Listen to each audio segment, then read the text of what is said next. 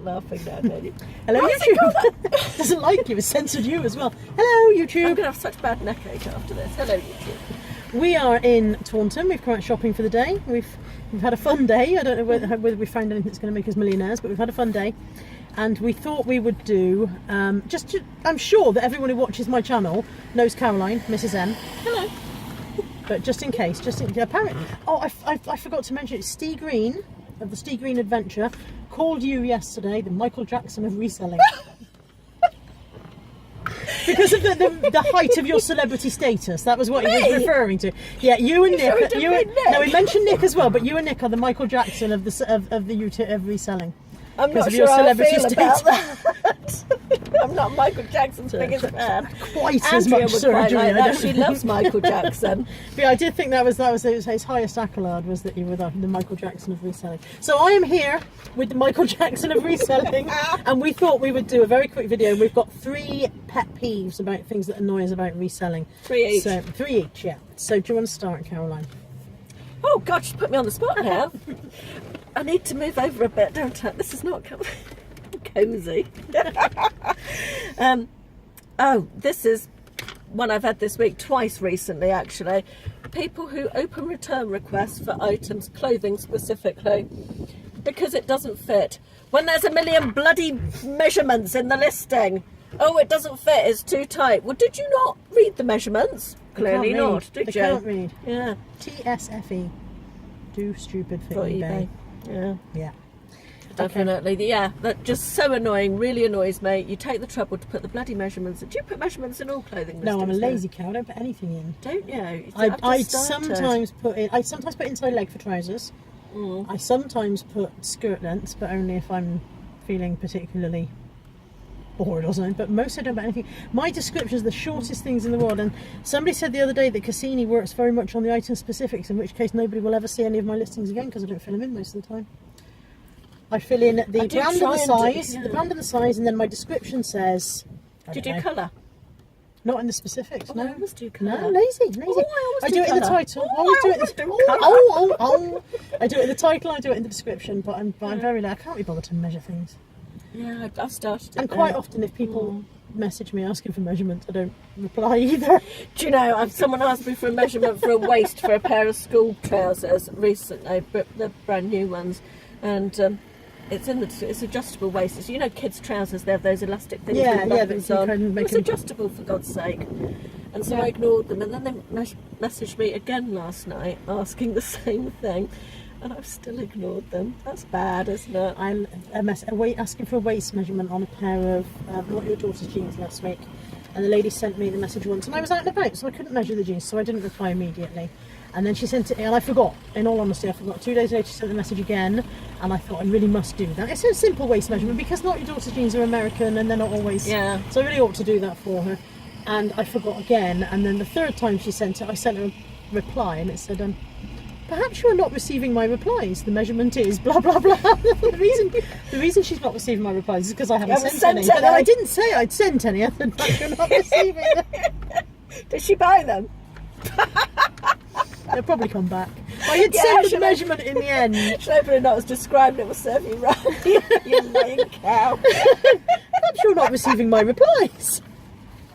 Oops. Okay, that's your side. I can't read my own writing. My first pet peeve then.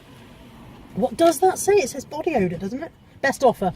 When customers purchase something by best offer, so they send you an offer and you go ahead and accept the offer, and then they start sending you questions about the item. And I'm like, you've bought it now, you've accepted my offer, you've made that purchase, you haven't paid, because as we all know, they don't have to pay immediately when they buy by best offer, which is a very sore point. I hate that. Why can eBay not sort that out so that the item's not sold, it's still for sale until they've paid? Yeah, it should be really simple. Difficult. Yeah. Surely that's something they will address, because it's the one thing everybody complains about, isn't it? But yeah, the number of best offer sales that don't actually result in payment is ridiculous. I don't have best offer on most stuff, so I have it on almost everything. yeah, it's one thing that puts me off. But then, as I was saying, I was talking to Karen. I price higher than I expect to get, and then add best offer, and quite often end up selling at the price that I was happy with in the first place. So yeah, I can see how it works, but the non-payment thing drives me mental. Yeah. All those years I did auctions, and the amount of non-payers for years anymore. Even though No, we get no, I auctions don't in with anymore. our shop thing now, I still don't do them. I do some, but it's time, isn't it? It's Yeah. taking stuff off. Yeah. What's the word? Off. Yeah, it's not. Buy it now Yeah. and changing it to auction. And Yeah. if only there were more hours in the day or days in the week. Oh, I were more I could go- motivated. Yes. If only I were more motivated and did more work. I'm not farting, by the way. It's the. It's Window It's open. the sound, if you can hear it, it's the sound of the seat. I'm moving around because I'm not in shot. If I sit, blaming her trolley all afternoon for squeaking as well. I'm like this, and you can't see me. So, yeah. Okay. I'm crippled this evening. It's going to be cold as fuck. All my fault. Okay, that says car boot Oh, price. pet peeve number 2. Number 2. That's not 2. Number 2 is when you go to the car boot and you ask how much it is, and they start launching into how much it is on eBay. Never good. Yeah. Not interested. You Don't wanna immediately discuss sell it on that. eBay then. Sell it on eBay. If Absolutely. you want eBay prices, mate, then why are you in a field? eBay does not operate in a field. Yeah. No, doesn't. Yeah. Yeah, really annoys me that. Yeah. Okay, so that actually links into my second pet peeve, which is when you ask at the car boot how much something is, and they immediately launch into an explanation of what it is. So you say, Yes. yeah, how much are these shoes? And they say, oh, well, they're from so-and-so, and they're this. And I know what they are. If I didn't know what they were, I wouldn't be asking how much they were. I already know this. When they do that, you just know that they're going to come up with some ridiculous price because Yeah. it's like a justification Yeah. of what they're about to say. isn't it, before those they are from say it. so-and-so, and I paid so-and-so for them, and I've only worn them 82 times. Yeah. And as you can see, the heel, which started off as 3 inches, is now there's still 2 inches of heel left, and so I want £4,000 for those. And you're like, oh. And the other one is when you say, how much is this? And they go, oh, that's brand new. Yeah. Oh, no, clearly it's not because it's got a big stain on it. Yeah, There, I look. had that exact thing with a book at the car boot. So how much is that? Oh, it's brand new, I've never read it. I said, well, the spines are all cracked and this corner's turned down. Oh, I must have mistaken it for another one. Yeah, you must have done, yeah. Honestly, you Okay. don't need to tell me it's brand new because A, you're lying, and B, I'm looking at it. You don't need to describe its condition. Yeah. Sometimes Thank they'll you. even say, that's brand new, I've only worn it once. No, you are very much misunderstanding the concept of brand new. Very much. Yeah. If I walked into John Lewis and tried to buy something, they said it's brand new, only one person took it home and worn it for a week, I'd be like, Yeah. it's not how brand new works. Okay, what does that say? People People coming, People leaving. no contact, bad feedback. That was mine. Yes. Is that? We're on you. Already? We're on you, yeah. God, see, time is marching on, Yeah. isn't it? Yes, I've had this week. Some bitch face woman. Can I say that's your channel? Isn't Yeah, it? I'm not editing, so she can say what she wants. Bitch face woman. Long story short, because I've told Carla this one already and it was long and I told it. Woman bought a bra. I've sold about 100 of this exact model of bra. Model? That's not the right word, is it? Design? Design. It's a multi-listing with 120 bras on it. Anyway, she bought one. This long story that was going to be short is already long, isn't it? Bought a bra a few weeks ago. Vile message from her the other day saying, the bra strap snapped in the middle of a meeting. It's the first time I've worn it. You've sold me shoddy goods. I'm absolutely disgusted. Why are you selling this tat, or not tat, but words to that effect anyway. So I messaged her within half an hour, apologising, offering her a refund, and by then she'd left me bad feedback.